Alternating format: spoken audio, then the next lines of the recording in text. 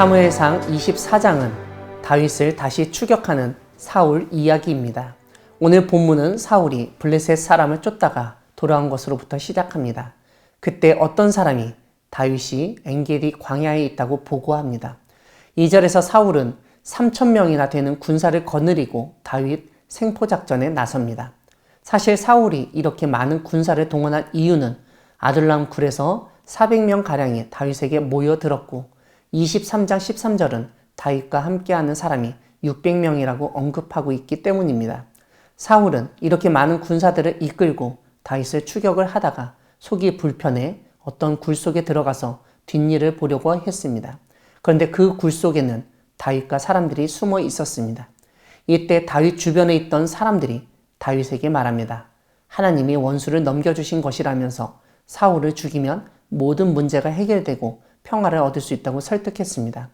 이런 상황에서 다윗은 사울에게 다가갔습니다. 사람들은 다윗이 사울을 죽일 것이라고 기대했을 것입니다. 그런데 다윗은 사울을 죽이지 않고 그의 옷자락만 조금 잘랐습니다. 5절을 보면 그렇게 한 것도 다윗은 마음이 찔렸다고 알려줍니다. 다윗이 느낀 자책감, 죄책감은 다름 아니라 6절에서 볼 수 있듯 하나님의 기름 부음을 받은 왕을 치는 것은 하나님이 금하시는 일이라고 생각했고 믿었기 때문입니다. 하지만 다윗 주변에 있던 대부분의 사람들은 빚진 자, 원통한 자, 환난당한 자였습니다. 아마 사울에게 복수하고자 하는 사람도 있었을 것입니다. 그렇기 때문에 다윗은 그들에게 사울을 죽이지 못하도록 금지 명령을 내립니다. 오늘 본문을 보면 다윗의 말에 이의를 달거나 일탈 행위를 한 사람은 아무도 없었습니다.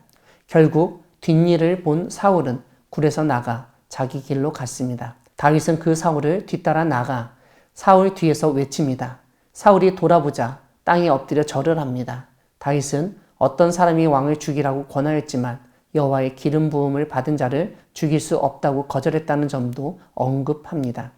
다윗은 자신이 자른 사울의 옷자락을 보여주며 왕을 죽이지 아니하고 옷자락만 베었다는 말이 거짓이 아님을 증명합니다. 다윗은 여호와께서 자신과 사울 사이를 판단하시기를 바라며 자기 손으로는 왕을 해하지 않겠다고 선언합니다. 15절에서 다윗은 하나님이 재판장이 되어 자신과 왕 사이에 심판하실 것을 다시 한번 말합니다. 사울은 이런 다윗에게 나는 너를 학대하되 너는 나를 선대하니 너는 나보다 의롭다라고 말합니다. 하나님이 내게 선으로 갚으시길 바란다고 전합니다. 이와 함께 다윗이 반드시 왕이 될 것이라고 말하면서 왕이 되더라도 자신의 후손을 죽이지 말라고 부탁합니다. 그리고 하나님 앞에서 맹세하라고 해 다윗이 맹세하자 사울은 다윗 추격을 멈추고 돌아갔습니다. 사랑하는 광야교회 성도 여러분, 하나님은 우연의 상황에서 기회를 주시고 하나님의 사람이 하나님의 마음을 살피며 행동하게 하시는 분이십니다. 인생에 몇 번의 기회가 있을 수 있습니다. 대부분의 사람은 그때 그렇게 하지 않았다는 후회를 하곤 합니다. 보통 후회는 기회를 제대로 활용하지 못하거나 날려버렸기 때문에 합니다. 이런 상황에서 오늘 하나님은 우리에게 주신 기회를 하나님의 뜻을 살펴 제대로 활용해야 함을 다윗을 통해서 알려주십니다.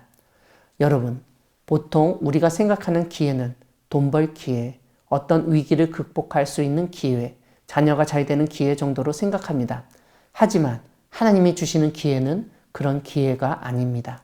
특별히 우리에게 기회가 주어졌을 때 남을 죽이거나 내 욕심을 채우는 데 사용하지 말고 자신의 억울함을 풀고 하나님의 의로우심을 드러내는 데 사용해야 한다고 알려줍니다.